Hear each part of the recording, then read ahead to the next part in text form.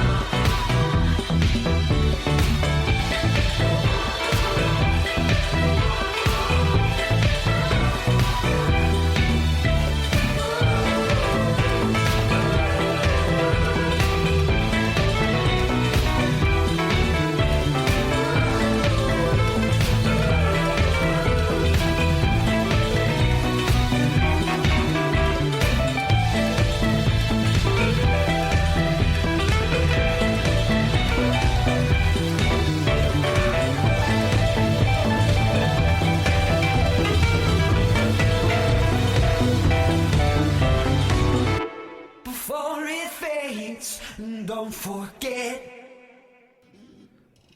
Oh man, happy post-Thanksgiving. That one's to get you up and moving. A little dancing number. That's Memoryy, 2 Eyes, Eternal Sunshine from the Young Oblivion EP. And the genre is electropop, as iTunes told me. Is that an accurate? Yes. Okay. An accurate electro pop. Welcome to a post-Thanksgiving Snacky Tunes. We are full of turkey necks, so shout out to Mom for absolutely crushing it this year once again. Probably the best Thanksgiving ever. If you want to hear Mom's prep, hit pause, go back, listen to last week's episode, and please note that there were enough turkey necks for a Friday night dip into, which is a new thing in the house. Shout out to Greg, who's out in L.A., who just saw Fleetwood Mac last night with the full band, and he said it was amazing. It was amazing. And sitting in Greg's seat today is the one, the only Jay Stroll. Stroll, welcome to Snacky Tunes. Thanks, Darren. Happy Thanksgiving to everyone out there. Yeah. You know the story behind that, why they have the full band? No. For Tusk, so they did a video when Tusk came out, which is their sort of double album that they did after Rumors, and they did a video for it with the USC marching band, right? Where they do it at, I think it might be at Dodger Stadium or something. It's pretty funny. I don't even think Mick showed up. No, one of them didn't show up. I think it was John. I think he was probably so hungover or coked up he couldn't. 30 years of coke and hatred. There you go. Anyways, I just wanted to throw that in. It's a great, but that's where it came from. Yeah, they actually had some USC colors in the house last night for the actual show. So shout out to everybody. But I want to welcome one halfback, one new two Snacky Tunes, but Adam and Vinny from Greenpoint Fish and Lobster Co. Welcome. Thanks for having us. Hey, thanks for having us. Happy Thanksgiving, boys. Same to you. You guys have a good one? Great. Yeah? Yeah, too short. Too short. Yeah, 4 or 5 days really, really go quickly. Mine was about 36 hours. Oh, I'm sorry. Well, you have a store to run. So, Vinny, you are a past guest. Adam, you're a new one. We met at this, I don't even remember, you'll have to excuse me, it wasn't your dinner, but you had provided the fish for this all-salmon dinner. Oh, yeah. Cure Supper Club. Eat Up? No. Eat Up. Yeah. Supper Club. Yeah. We had met, and back then you had told me that you guys were about to add a much-needed resource to the Williamsburg Greenpoint area, which was a fish shop, sustainable fish shop. And back in July, you guys opened the doors to what is the Greenpoint Fish and Lobster Company to much applause and much thankfulness to actually have fresh, good fish that you can actually know where it comes from. So, congratulations. Thank you. How's it been? Crazy. It's been great. Word crazy. It's been great. I mean, what was it like? What was it like to open up, not just a restaurant, but an actual combo retail store restaurant? And explain what the setup is for those who've never been. Sure. The setup is, it's a retail market, fish market in the front. So you can buy whole fish, filleted fish, clams, mussels, oysters, lobster, all of that, raw, either whole or filleted, in the front, and take it to go, cook it yourself. Or there's also about 25 seats, 12 at the bar, and a couple of two-top tables. And you can sit, there's an open kitchen, and there's a raw bar, you can get, usually 5 or 6 varieties of oysters, clams, sea urchins, things like that, as well as fish tacos, sandwiches, mussels, daily specials, chowder, things like that. And so where did the idea come from? The idea came from, I've been living in the Greenpoint, Williamsburg area for a number of years, and been working out of a home office for years and cooking a lot, and I've been a pescatarian for 13 years and found that the only place I could buy fish was Manhattan. True. At Metropolitan Avenue. Yeah.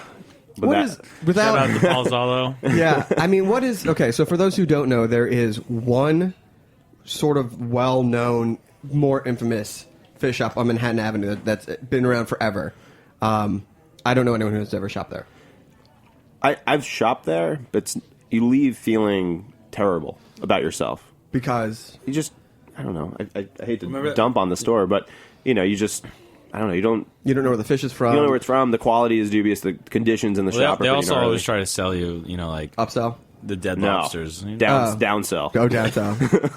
Oh my god! You walk in, there's special deals on undersized lobsters that they got to move, or things that have been dying, or off the truck specials, if you will. Yeah. And you go home with it, and you're like, I hope I'm going to be okay. I hope my guests aren't going to be sick. So you've been cooking, you've been pescatarian, and then there's been a lack of actual places to buy. Right, and so originally it started as just wanted to have a market, maybe 3 seats, 5 seats, at a counter, really simple. And then, you realize, we talked to a number of people who have fish markets, and they said if I could do it again, I'd have a prepared food component. Yeah, because it allows you to move product a lot faster. And the key with fish, obviously, is to have super fresh fish, and you're moving it constantly. By bringing fresh fish every day. Now, what's the split on what you're doing of fish sort of selling the product versus prepared food? It really depends. We've been finding that the retail market side is always consistent across the board. Every day is around the same. There's the same. We have repeat customers. People come in, they want the same thing, or they're willing to try new things. But there's people coming back all the time, and new people coming in. And then the restaurant, just like every other restaurant, has its good days and its bad days. Right. Friday, Saturday, Sunday, Crush. We just started a brunch. It's insane. Really? Yeah, it just came from it. It was with eggs and everything. Oh yeah. What's a typical brunch menu? So we've got eggs Benedict with Arctic char. We've got fried oyster breakfast tacos, so like soft scrambled eggs, fried oysters, Also shaved not bad. botarga, things like that. And then we've got Do you make your own botarga? yeah, Really? yeah. We've been making with Fluke. Wow, that Yeah. is one of our fishmongers is all about curing, and he's also doing our we do house cured gravlax with Arctic char, and botarga. We've been using Fluke for the botarga. What's the process of making that? Botarga? Yeah. A lot of salt. A lot of salt. And weighing it down and kind of pressing it for a couple days, and we just shave it on everything. It's awesome. But we bring everything in whole, and then we take it and we use every single part of the fish. Even the bones? That goes into fish stock, which Right. we also serve, or we sell fish stock if you want to just buy it, bring it home, put it on your own chowder soups. A little fresh fish stock. Yeah, I mean, so nothing goes to waste. Now, how big are these fish that you're bringing in? Because it's a small shop. I mean, not small, but it's not large. Bigger than you probably should. That catfish the other day, Yeah, what was it that, 30? It was like 32 pounds. Oh, okay. You're not bringing in 600-pound tunas, though. No. So breaking down a catfish, like what are you doing with the different parts of it? I'm just curious. Like, what are you like with a catfish? Well, with that one, it was even too big the head and the frame was too big to stick in our pot. So we had to chop it up and stick it in to make fish stock. But normally we'll take the collars of everything. The catfish collar wasn't that great. I've been getting these amazing blue catfish from Chesapeake. from some guy in the Chesapeake that my cousin knows, and they are an invasive species, so there's no commercial restriction on them. They're just pulling them out of the water constantly, and it's delicious. It doesn't have that muddy flavor that the Mississippi catfish have. It's the same species, just it's not indigenous to the Chesapeake Bay. So you guys opened in July, and what were some of the surprises of opening up both the store, something that you didn't foresee, and then also, I'm not going to say you're off the beaten path because that's just totally insane because you're right in the heart of Greenpoint, but you're not on the main strip. You're not in Manhattan. So what's it been like, and what's the neighborhood response been like, especially from the locals who may have never had access to this type of fish before? Yeah, I think it's for the locals. It's surprising. They come in looking for tilapia and really cheap salmon and a lot of flounder, a lot of fried fish is what they're looking for. And we're trying to kind of do something a little different with fish, like really high quality, sustainable, traceable fish prepared really simply. So a lot of raw, a lot of very light, simple preparations. Trying our best not to fry everything. It's very easy to fry everything with seafood. That being said, your fish and chips are awesome. So yeah, Oh, I remember when you were in that day. Yeah. So we're trying. Anyway, they come in looking for. They all want to pick out their fish from the counter and then have us cook it. But it's set up right now. We're set up in a way that we portion out. Like we purchase in advance to be like, okay, we're gonna have this in the kitchen for fish tacos, this for this, and we kind of make sure that the case is stacked for retail customers. And so if people come in and it kind of screws up the count. The count. It's just the sort. It's just the ordering and everything when it's a free for all. What's the fish retail community like? Because I know that all the butchers sort of know each other, but seeing how there's not as many fish retail people, is there a community? Is there like, I know a guy who's got some stuff coming in, you should go get some for your store? It's more chefs. I feel like there's like a chef community that comes in and they. Like we talk to those guys, and we also talk to the butchers a lot because people go to the butcher shops like Meat Hook and Broken Kitchen looking for fish, and they send those folks to us, and people ask us about meat, and we send them there. And Steve's Meat Market down the street, we go back and forth a lot, and there just isn't much of a Yeah, but I mean, we have the Brennan from Lobster Place. Oh, yeah. Lives in the Yeah, neighborhood. He comes in and hangs out, and like I know that guy figured it out. He's got it. But we all talk. It's friendly. It's good. Do you guys do lobsters? Oh yeah, Tons. Yeah, tons. Yeah. Just crush them. Yeah. We bring in, a lot of places use already picked or frozen lobster meat that they bring in, and they just pull out of a bag or defrost and put into lobster rolls. We bring in lobster fresh every morning, alive, and we have a guy dedicated basically to steaming the lobsters and picking them and picking the meat every day. It's like the Sisyphus of the fish market. Yeah, I mean, the lobster is insanely fresh. People are like, oh, this tastes amazing. Because it was picked like 30 minutes ago. I really love your use of Instagram. I think it's a very tight game that you have on the gram of just showing you guys getting the fish a day before and saying like, hey, this is going to be in the store tomorrow. And then it's there. It's just really awesome to see you guys actually out at the source. And so how are those relationships been fostered? I remember one of you, the family had those relationships for years, right? Yeah. Well, first of all, Adam runs the Instagram. I'm not even allowed to touch it. Did you try and put up a photo and the numbers just dropped? Your clout score just dipped? Yeah. If it ain't broke, don't fix it. No, I'm not even going to try. I just, if I'm on the docks, I'll send something to Adam and have him just post it, filter, whatever, hashtag everything. He's good filter. at that. No filter. Whatever. Maybe a few. But yeah, Maybe a few. My family's been selling wholesale seafood out of Boston for 130 years. And I mentioned earlier with my cousin, all my cousins, my brother, my mom, my uncles, aunts, they're all involved in this one company in Boston called the John Nagel Company. Okay.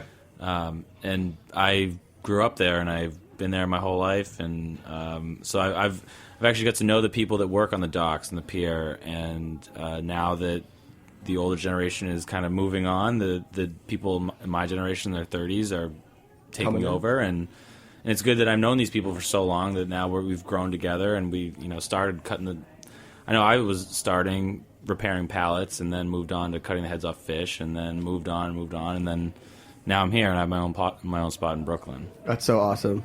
Proud family, proud parents. Well, it's funny. Vinny left the business. He got a law degree and moved. I'm out and moved to New York to be an entertainment lawyer, and then I dragged him back in. Reeled you back in. Yeah, just like Al Pacino in The Godfather 3. Yeah, exactly. What do you think are some on the retail side? What are you seeing that people are buying that you were surprised that they're buying, or that? And then on the flip side, is there certain things that are coming through that you're getting that maybe other places aren't, or there's certain seasons for, like, say, shad roe or things like that people should be looking for? This is like 7 questions at once. Sorry, sorry. I got the thing that pick whichever one you want. I'm surprised. So first of all, seasonality is very important to us. We want to have only what's in season, what's fresh, and we pride ourselves on hand-picking all the fish ourselves. And when we run out, and we're sorry. A lot of times people come in, they say, I can't believe you don't have lobster roll. And we say, well, we're sorry. We didn't have enough. We sold out of everything. Yeah. We'd rather run out than have leftover product and be passing that off to people. You know? Right. And we don't people respect that. People understand that at this point. They're like, oh, totally cool. What else you got? Oh, we got this, and it's amazing. You introduce them to new types of fish. Exactly. Yeah, we don't have a freezer either, so we can't even. It comes in and then it's out and then it's done. Was that a decision when you were building out the spot? That's convenient coincidence. Gotcha. But you know what? So I've been finding that when salmon season was in, we were just crushing salmon. Yeah. There's hundreds of pounds a week, which was I couldn't buy it fast enough. Right. And then salmon season tapers off in October-ish, and now it's done. And I started bringing in char, which is a great alternative. It's like a cousin. Similar color, too. People come in, they say, I want salmon. We don't have salmon, we have char.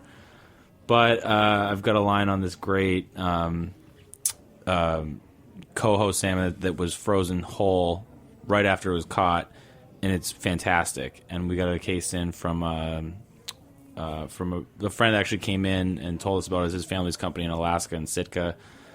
Great product, and we put that in the case, and now there's no char being sold. So it's kind of the balance. Because everyone's Right, back to weird. buying the salmon. Right. Yeah, so it's like when you don't have the salmon, the char is just flying off the shelf. Yeah. So it's just trying to see when you put products together, one can cannibalize another. Gotcha. And it's just keeping that, but learning, okay, what's going to push both or something like that. Yeah. All right, we're going to take a quick break, and then we're going to talk about the holiday season that just passed and is coming up.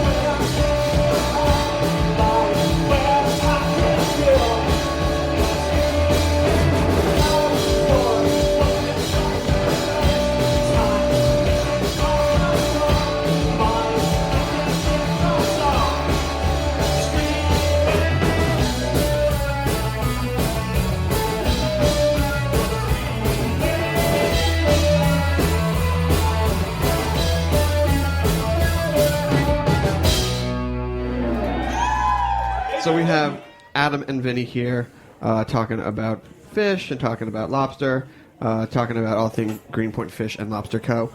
And you guys you're about to enter your first holiday season, and you were open on Thanksgiving Day. What prompted that decision? The market was open from 10 a.m. to 2 p.m. Not the... The restaurant was closed. Okay. But we had a number of calls asking if we were going to be open that night for dinner, and if we were open for lunch, which was really surprising. I get that. I mean, your spot is like a very holiday, fun, champagne, lobster, decadent thing. Yeah, but give the staff a break, let people go home and have dinner. Yeah. So, but I felt it was important to have the market open because people are doing a lot of, everyone's shopping till the last minute for food, and people, especially with seafood, people like to wait till the very last minute to bring it in. And we had people who wanted oysters, but they wanted us to shuck them for them, and so they wanted to get their oysters, 2 hours before, dinner. So it's fresh. They don't dry out. And I could just feel it. We could feel it in the air. Like a lot of customers were asking, "Are you going to be open? Will you have this?" And we're like, "All right, you know what? Let's just if we got a couple staff guys, a couple mongers who are in the neighborhood, aren't going away, and they don't mind. Let's try it." So we stayed open for it. Vinny went to Massachusetts for Thanksgiving, but I was staying pretty local, so I figured, and the people that came in were really appreciative. They were really psyched that we were open. It's a community thing. Yeah. It's like a resource that we're providing. So I mean, you can't get that anywhere else there. You have to go to the city. Right. So Christmas is coming. Yeah. How do you think that people are going to be using the store? I guess we'll do Christmas, New Year's because you guys, oysters, the more decadent fish and things like that, the lobsters. I mean, that seems like something that's going to move a lot. Yeah. So what's your plan for the holiday season? We're still figuring it out. Thank you. Okay. I think it's going to be pretty crazy. The neighborhood we're into is predominantly Catholic, and they have a pretty rich history of pretty insane seafood sales leading into Christmas. Like every pastry shop, bodega, corner store, newspaper shop puts out like styrofoam containers of fish fillets on the sidewalk. Are you going to do a Seven Fishes dinner? I think what we're going to do is put out a menu, like a suggested menu for Seven Fishes with products that we're carrying in the shop. So if people are like, I want to do a Seven Fishes dinner, but I don't really know where to begin. It's like, here's a guide with recipes and a suggested menu, and you can get all this stuff here. Now, would you ever do something like that as like a one-night offering, specialty pop-up within the own restaurant? We'd love like to. Like a tasting menu type of thing? Yeah. I mean, we definitely have plans to do special events, ticketed events, things like that are seasonally appropriate. Have you done any yet? Not yet. It's been busy. The shop's been really busy, so it's how do we do it with enough notice and not turn off people who, are regulars who are coming in to get dinner, and it's like, sorry, we're closed for a private event. So we have some things in the works, maybe some spaces that might be conducive to pop-up dinners, things like that. I'm not sure if we'll be able to do it in time for this time, but definitely something that we have in mind for sure. Now, in addition to fish, though, I mean, you guys have other sea-inspired products that would make gifts as well, right? Yeah. What do you have at the store? We've got a whole bunch of. I mean, there's a market. So in that market section, we have retail shelves full of sea salts from around the country, various sauces, condiments, oils, a lot of cookbooks, some really fantastic seafood cookbooks. What else we got? We make our own. Well, we don't make them physically, but we have Greenpoint Fish and Lobster Company branded oyster knives, clam knives. Got some really nice tote bags. American made. Tote bags. Watch out. Trending this year. Heavy duty tote bags. Heavy duty? Oh, yeah. And any other specialties coming up for the holiday season, like a cipino or anything like that you're going to be doing? Yeah. I'm obsessed with cipino. And what's your recipe? Because, I mean, everyone has their own. I can't. You don't have to tell me everything. I'm saying if I'm staring at a bowl of cipino that you made, what are the things that are going to be staring back at me? Oh, there'll be shrimp, scallop, calamari, clams, mussels, probably some flaky white fish. Ooh, flaky white fish. I was inspired, my cipino is inspired by, there's a guy in San Francisco who has a place called Phil's Fish Market. I don't know Phil's last name, but Vinny and I made a trip to San Francisco a year ago. Was that it? Yeah, last Halloween. And we made a trip down. We flew to San Francisco for 48 hours, and we made the 2-hour drive down to Mossman Landing. Oh, yeah. I believe it was, Yeah. right? And that's where he's got this fish market, and he's got this world-famous cipino.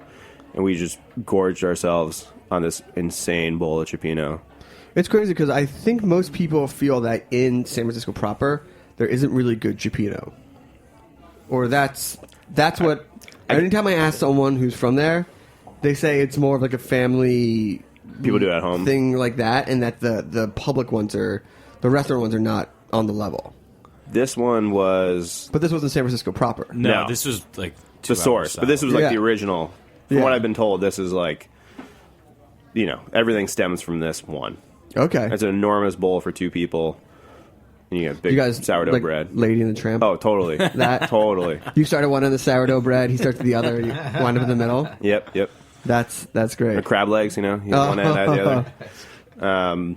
But no, I had one recently. I went to the new restaurant, Upland, and I tried the cioppino there, and it's with a spicy Korean Interesting. paste. So it has this kind of Nice kick. to it. It was interesting. Yeah. But yeah, I definitely want to do a cioppino. I want to do some heartier dishes. We might do some risottos. Ooh, Start messing around with some squid ink. very nice. Some like heartier, warm weather, Wintertime food. Yeah. Yeah, I'm excited for the warmer seasons with you guys as well, and some rosé and some fish and things like that. Yeah. Yeah. I want to thank you guys. I want to make sure I get all the information. So where can people find out about the store? Get to the gram, all that kind of stuff. So obviously follow us on Instagram at Greenpoint Fish. If you don't have Instagram, our Instagram feed gets posted to our website at www.greenpointfish.com, so you can follow along there. We're at 114 Nassau Avenue at the corner of Eckford, just 2 blocks off the Nassau G train stop. It's pretty, and you can also, if it's a nice or even semi-nice day, you can get off of Bedford and walk up. Oh, it's a great walk to the park. If you're scared of taking the G. That's what I did today. It was easy. Yeah, super easy. And you got brunch and you got dinner. And lunch. We opened. Lunch. We're doing lunch specials now. So we're doing. We got fish tacos, our kelp noodle pad thai, or bowl of chowder, half dozen oysters, and a Narragansett tall boy for $20. All that? All that. One of those. Oh. I was like, damn. So, yeah, okay. You're the numbers guy. You're the dreamers. yeah, exactly. There we go. Well, I want to thank you guys. Stick around.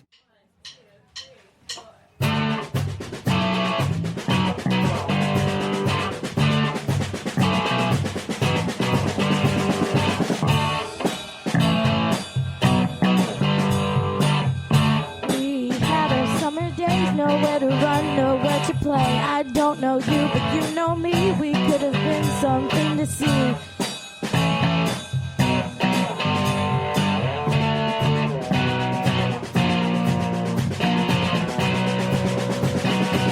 You're really nice, but I just can't. You're so damn sweet, but there's no chance I like you, so you just don't know what about me. You're really nice, but I just can't. You're so damn sweet, but there's no chance I like you, so you just don't know what about me.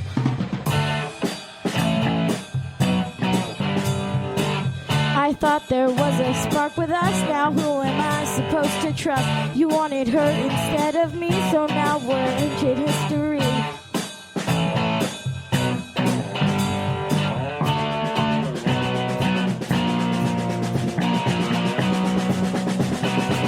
You're really nice, but I just can't. You're so damn sweet, but there's no chance I like you, so you just don't know what about me. You're really nice, but I just can't. You're so damn sweet, but there's no chance I like you, so you just don't know what about me. You put under so much stress. You get your part and I get less. I try my hardest, do my best. That's why I'm tense. You're really nice, but I just can't. You're so damn sweet, but there's no chance I like you, so you just don't know what about me. You're really nice, but I just can't. You're so damn sweet, but there's no chance I like you, so you just don't know what about me. You're really nice, but I just can't. You're so damn sweet, but there's no chance I like you, so you just don't know what about me. So we have Memoryy with 2 Y's, a.k.a. Sean, in the house. Welcome to Snacky Tunes. Thank you. Who is going to be walking around the corner to Greenpoint. That's right, yeah. My this neighborhood stomping ground. Do you cook a lot of fish? I don't really cook that much. Oh. Thank God I live with my fiance. Okay. Don't worry. Oh, your fiance cooks though? She cooks, not enough seafood, so we're going to have to change that. Well, now you got the source. Yeah. Just wait till we start doing classes. Are you Oh, really? Is that on the agenda? That's coming. Okay. Oh yeah. Damn. I'm down. So awesome. I got to learn. Well, Sean, welcome to Snacky Tunes. Thank you. Loving the EP. Thank you. Talk to us about the EP, how it came together, how long you've been in New York, etc. Okay. Probably 6 years ago, I moved from LA. Oh, how was that reverse move? When I first did it, it was really scary, Yeah? but it needed to I lived in LA for 10 years. 10 years is too long to live anywhere, I think. Yeah, I'm about to hit 10 years in New York. Okay, you're going to have to flip like I I'll did. flip it. Yeah. Do you still have your room out there? No. But when I go back, I got too many couches to stay on. It's great. Oh yeah, LA couch surfing. So you came out here. How did you deal with your first winter? Well, I'm an East Coaster originally, so okay. it was like a return to the roots, and I just was not ready for it. Yeah. I still don't have a good winter coat. You know, it's the best investment I ever made. Yeah. Winter coat, winter boots, proper raincoat. Raincoat's actually the secret in New York. The proper raincoat. Proper umbrella. Stutterheim, worth it. Being dry all day was a novel thing. It was like, oh, so you come out here. Yeah. Where'd you move? Straight to Greenpoint? Let's see. I was subletting at first South 4th. Okay. Williamsburg. Shout out to the Berg. Yeah, and basically, LA chapter was closing for me. I was in a band out there called the Squares, and that shout out to the Squares. Shout out to the Squares. And all that stuff was coming to an end, so I started messing around with electronic stuff. Okay. At the same point, I moved out here, and then kind of. I heard your band is selling guitars. No guitars. Okay, no guitars. Synths, yeah. I'm a synth guy. That's me. Synths always? Let's see. Synth birth? Synth birth? You see this tattoo here? Oh, yeah, it's a synth. This is a guitar. That's the first keyboard I ever had when I was like 6 years old. And did you have the strap? Yeah, I had a strap. Like every camping trip or a car trip, I'd be in the backseat with my headphones on, rocking out on that guitar. So awesome. Old McDonald on the guitar?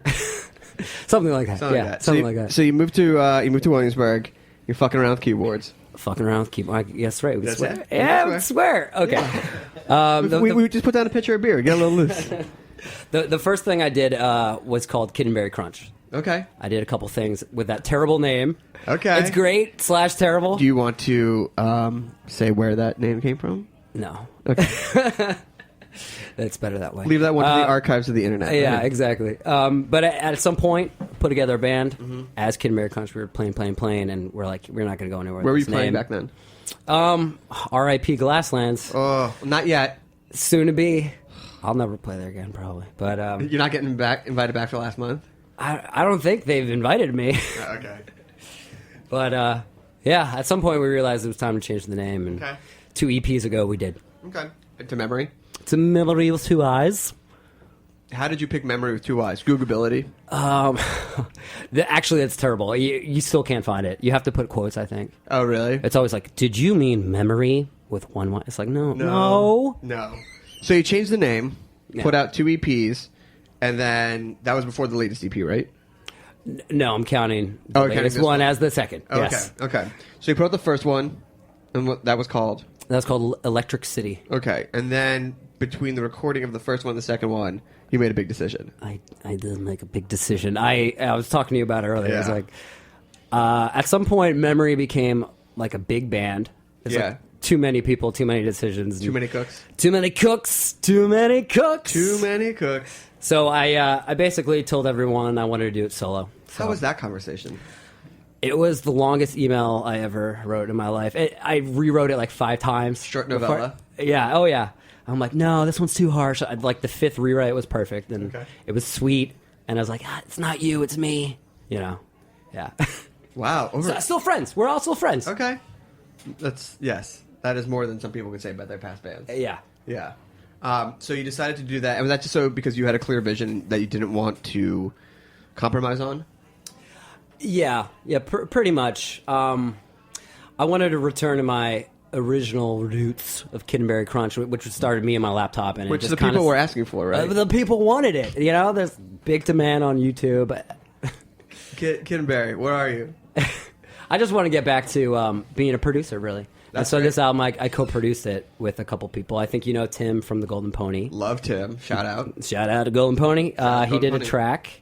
Brother Tiger, I don't know if you know him. Chillwave guy. Chillwave. Not familiar, but love the name. He likes synths like I do, so. Great. It was a beautiful marriage. Can we hear a song? Oh my God, yes. Are you going to rip one on the synth? I'm going to rip one. So here's the thing. This is my first performance not with a live band. Okay. It's just me. This is totally different from me. Man. I want to give a little warning to the people. You know, no one would know if you didn't say anything. Well, you'll know. Okay. All right, well, here we go. Memoryy here live on Snacky Tunes.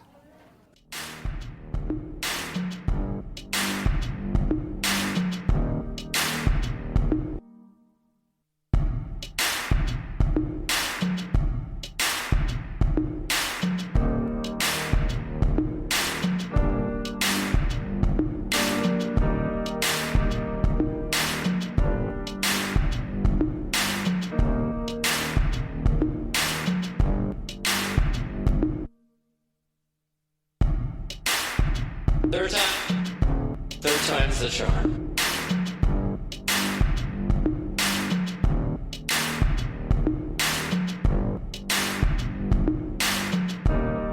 Secret songs for you. You're watching everything we do. It just goes on like nothing's wrong.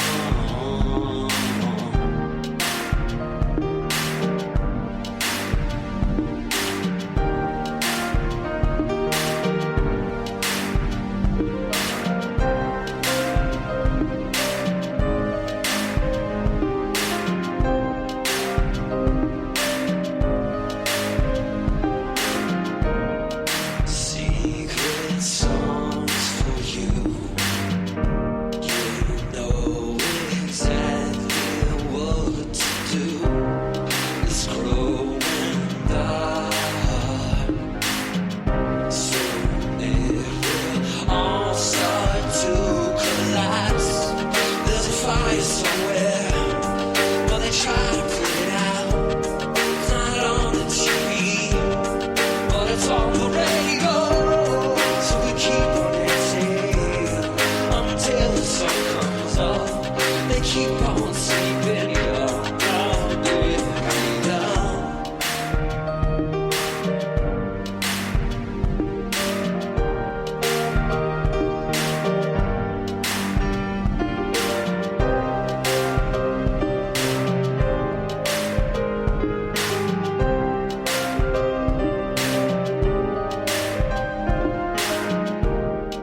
Secret songs for you.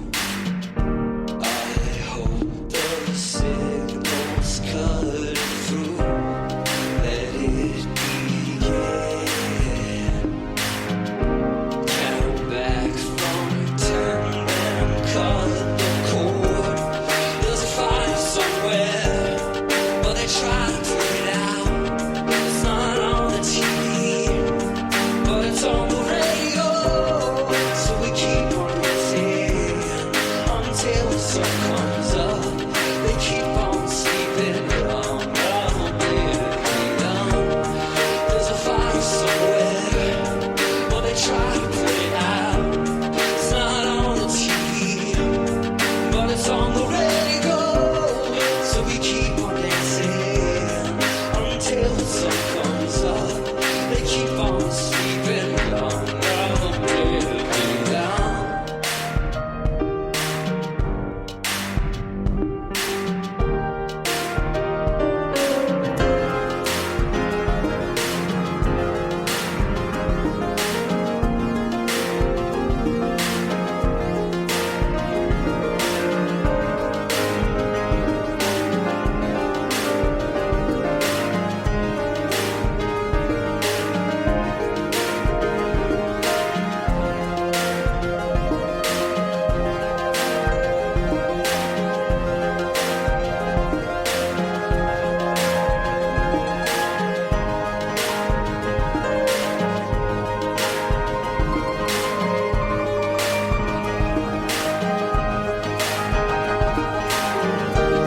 There's a fire somewhere, but they try to put it out. It's not on the TV, but it's on the radio. So we keep on dancing until the sun comes up. They keep on sleeping young. There's a fire somewhere, but they try to put it out. It's not on the TV, but it's on the radio. So we keep on dancing until the sun comes up. They keep on sleeping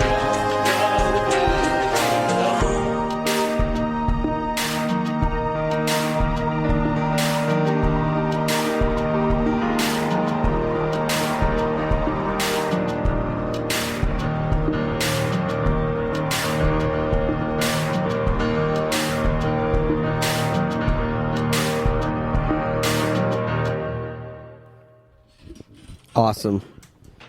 Synth magic, my friend. Synth magic. Thank you. Yeah. So, what is your writing, producing process list now that you're sort of just in there with like one other guy? Where's the editing come in? This album was really weird because I thought I had the songs written first, and then I went in there and I rewrote everything 20 times. So sometimes it was like Brother Tiger throwing some ideas at me, and then sometimes he would go on tour for a month, and I would just tinker with stuff and change stuff. And he'd come back, and everything was changed, and then he'd be really mad. But it's the process. Hey, man, you went on tour. What am I supposed to do? Yeah, what am I supposed to do? Sit around? No. What am I supposed to do? No. No. So, what's the live show like now? Or what's the live show going to be like now that you don't have the band? That is the best question of all. Because Well, I don't thank you know. so much. I don't know. Yeah. You don't know? I put together a live band for support of the Any of album the same when it came guys? out. Same drummer. Okay. Same drummer, great guy, Dan Rossi. Shout out. Shout out, Dan. I'm just doing shout outs everywhere. Just a whole 1 hour of shout outs. 1 hour of memory shout outs this week on Snacky Tunes. Yeah. Top show ever. Yeah, you just listen to names for half an hour. Sort of weird. Woo! So you have the same drummer, live band. Yeah, I put it. It was kind of some of the people who played on the album. Okay. Were playing live, but I only had like a 4-show commitment out of these guys. So we did CMJ, we did CBGB Festival, and now I'm back to recording, and I might entertain doing the solo thing if this works. I mean, third time's a charm. Last song that was terrible. Yeah, but that was no sound check. That was no sound check. How was CMJ this year? I didn't go to that many things. No one did. I know. Well, also there was an Ebola outbreak. Oh yeah, at the bowling alley. Right. Yeah, that was the night I E-bowling. played. No one wanted to go to my show because everyone wanted to get Ebola at the bowling alley. Way harsh. Way harsh. Yeah, CMJ is not what it used to be. God bless him, but no dice. I had a great time though. Yeah, what did you play? Where did I play? I'm gonna blank on the name. It's on Greenpoint Avenue by the water. One of those bars. I don't know. Greenpoint Avenue. Come on, Greenpoint guys. Greenpoint Avenue by the water. Cameo? Lulu's? No, Coco. Coco? Yes, that's it. Oh, Coco 66. Whatever. Is it still Coco 66? Yeah. Really? It's new management. This week. Yeah, this week. You know the story what happened there, right? No. The guy lost his liquor license and then was taking liquor from the restaurant, selling it at the bar, and the SLA came in and destroyed $20K of... That's what I heard. Can't I'm going do to say, Yeah, disclaimer. down the drain right Disclaimer. I think that they came in, they poured everything out, and that was the end. That's not cool. You don't do that, guys. That's the rumor. Harsh. I can't say that that's true. Yeah. So, how do you feel about the Greenpoint Brooklyn music scene now with like DBA closing and Glasslands closing? It's and the end of an era, man. It Yeah? really is. Are you feeling it? Am I? No, I'm not. No. Are you not feeling it? Like this is great. Like awesome. No. Shut down my favorite venues. No, I'm saying, I are you understand. feeling it as a musician? Like and like the lack of places to play. Well, it's New York. There's still too many places to play. Yeah. Yeah. What's your favorite place? Actually, I love the Knitting Factory. Yeah. Yeah, the sound guy there is badass. Shout out. Shout out to that guy who mixes stuff.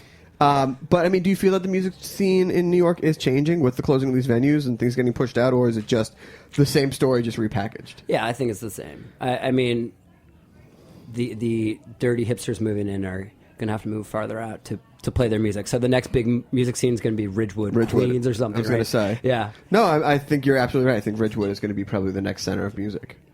It's crazy. Yeah. For a moment, I thought when I just moved, I was going to move back to Ridgewood. And then I sobered up the next morning, and I was like, fuck that. Forget that. Do you want to rip another tune? Sure. Well, I guess ripping another tune. What would you say? Do you want to synthesize another tune? No, well, I'd actually want to serenade. Oh, okay. No, okay, so this was my big dilemma was like trying to figure out what to play solo. Yeah. And the thing that comes really easy to me is like lounge versions, like really That's fine. slow. So here's the first single off my new album, Young Oblivion. The song is called Feels Like the First Time. It's a ballad. Warning alert. I'm going to get all sentimental. It's fine, but you have a fiance. Right. Is it about her? No comment. No. Oh. See how sexy that sounds? Oh, yeah. Oh, yeah. All right, Memoryy, 2 Ys, here live on Snacky Tunes. Pardon the self-indulgence.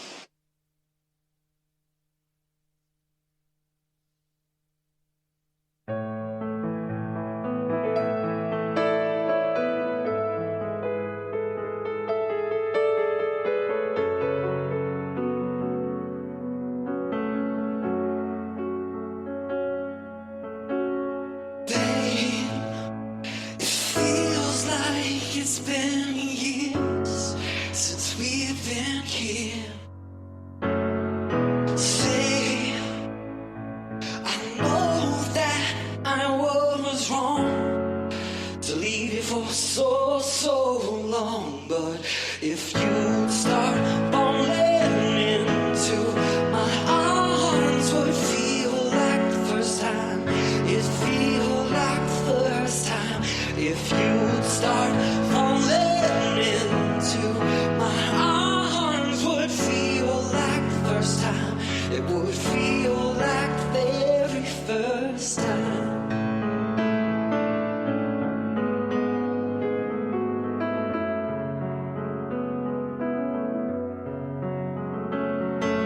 Pray. It feels like I awoke from a long dream. Safe, but now I'm here. I want to stop and bring you back to let you know if you start falling into my arms, would feel like the first time. It feel like the first time. If you start falling into my arms, would feel like the first time. It feel like the very first time.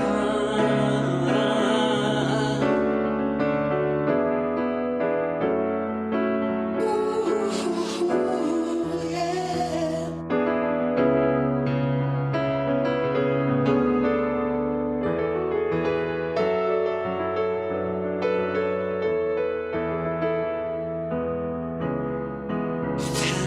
Penance, I've paid all of my life, but never again. Remembrance always remain, always remind, but never again. I'll start falling if you start falling into my arms. You know I'm all in for the first time. It feels like the first time. I'll start falling if you start falling into my arms. You know I'm all in for the first time. It feels like the first time. If you start falling into my arms, would feel like the first time. It feel like the first time. If you start falling into my arms, would feel like the first time. It feel like the very first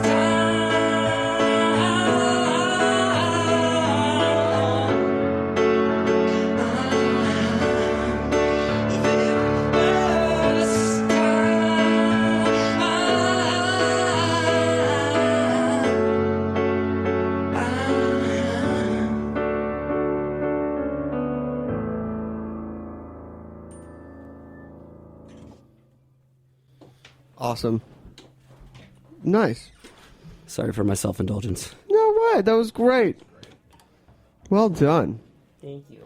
So what's next? I mean, I know you're going to be back in the studio. Are you going to just crank out like another EP? Is you make a new EP every month? I wish it was that fast. I probably have the material for the next EP right now. It's just a matter of finding people to mix it. I like to, now that I'm a solo guy, my collaboration is with producers and mixers, and that's where I want to collaborate next right now. Do you have any dream collaborators? You know who was on the show that I would love to work with is Blood Orange. Oh, yeah. Oh, my God. That guy. Wow. That guy. That Blood Orange show was quite a few years ago, my friend. I just listened to it. Yeah? Yeah. It's great, though. He's great. He's so good. I remember that. We were hanging out the Sunday night before, and he was really into magic tricks. Right, yeah. He talked a lot about magic. Magic tricks, and our guest canceled that morning, and I was like, do you want to come on? And he ripped some tunes. Man. He ripped. Awesome. Oh, he's so good. His new live show. Yeah. Did you see him at Central? Yeah, I did. I was there. It was good. It was good. Oh, man. He can dance. That man can dance. What does he have? A broken arm or is it broken? Is it? Broken knee. But I think it's fixed. Okay. I remember he was, for the Lollapalooza. show, he was for the Central Park one. He Yeah. was hobbling. But he's great. So Dev, do a little Magic EP. Yeah, there you go. Yeah. That's great. So you're going to record, you're going to mix, and then hit the road? I don't know. Time will tell. I do have a lot of other projects. I'm producing a buddy's album. I'm writing songs for commercials and films, stuff Really? like that. Yeah, that's where I make the most money. Well, I mean, Selling out. Soundtracking for commercials and films. Yeah, Yeah. Anything cool? it's a no-brainer. I just did a Pepsi. I don't know if it'll be on the halftime. I think it's just going to be on like their website. Cool. But it's a halftime Pepsi ad. So is it mostly synth music, or what are you laying down for that? No, it starts off very symphonic and then it gets dubstep. Well, I mean, those two just go hand in hand. hand in hand. Now, wait, is it live symphony, or is it just like it's all? No, it's this keyboard here. Actually, it's a Mellotron. Okay. Mellotron symphony. Yeah. That's so awesome. Yeah, the orchestrated dubstep remix that we've all so good. so good. Is it a good commercial? I love the commercials for the Super Bowl. I don't know if this is gonna air on the. I think it's web only. It's 90 seconds. That's why there's no way they're gonna spend. $6 million that is on not it. true. I wish they did, and then I'd be like, "That's my song." But That's my song. it's good. Is that a It's bucket good. list thing? Having something that you scored play during the halftime, and that was a pun. Thank you very much. Wait, I missed the pun. Scored halftime No. football. No. Cough. That's not on my Cough. bucket list. Cough. Okay, well, I want to make sure that we have enough time for one more song. And I want to thank you, but can you let people know where they can find your music, where they can find you? How's your gram game? How's your Instagram game? My gram game's so. Guys, I need some gram love. So if you're out there, it's Memoryy Man. That's 2 Y's. Memoryy Man. Memoryy. And you can get my stuff SoundCloud, Spotify, iTunes, all that stuff. That's great. That's It great. doesn't sound anything like these versions. Well, it sounds like it's something like it's this. something like that. It sounds like just go back to the beginning of the show and listen to the opening track. Yeah. That's yeah. indicative of what it is. Sure. All right. Well, I want to thank Greenpoint Fish and Lobster Co. Thank you, boys. Jay Strowl, thank you for color commentating. Thank you for having me. Shout out. We have one fan in Paris who made our mom's sweet potato pie. Her name's Clementine. So shout out. And shout out to Mom for crushing Thanksgiving, and to the whole family. It was great to see you. Great job, Mom. And we will be back next week with some more food, some more music, and more delicious Roberta's Pizza. What's the last track you can take us out with? This will be off the next album when it comes out. It's called Fine Predicament. Okay. Fine Predicament. This is the first song off the new album. This is the sneak peek right here. All right, here we go. Exclusive. Snacky Tunes exclusive. You know we love it. Thanks so much for tuning in. We'll see you next week.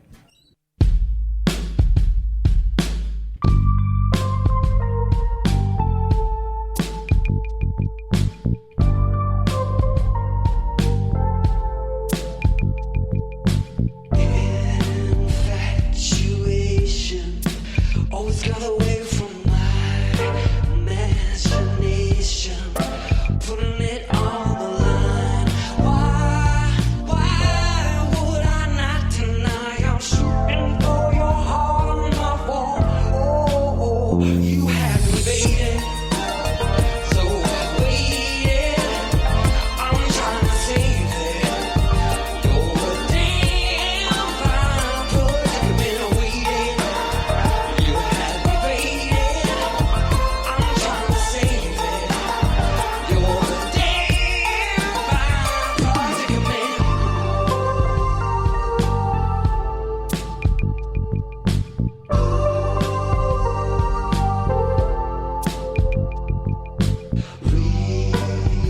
Realization never brought me back from my mind racing, putting it all on the line.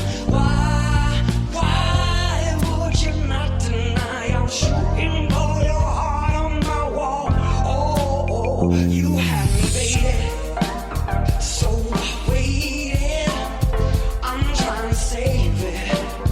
You're a damn fine predicament waiting. You have me waiting. I'm trying to save it. You're a damn fine. You have me waiting, so I waited. I'm trying to save it. You're a damn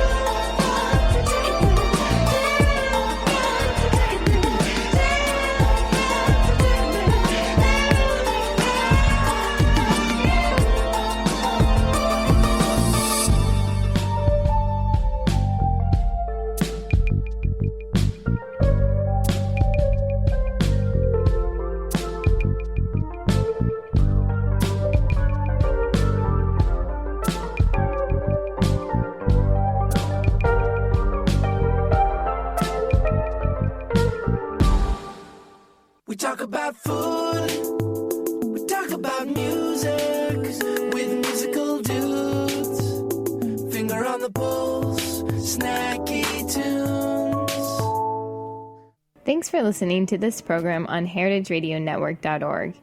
You can find all of our archived programs on our website or as podcasts in the iTunes Store by searching Heritage Radio Network. You can like us on Facebook and follow us on Twitter at heritage_radio. You can email us questions anytime at info@heritageradionetwork.org. Heritage Radio Network is a 501c3 nonprofit. To donate and become a member, visit our website today. Thanks for listening.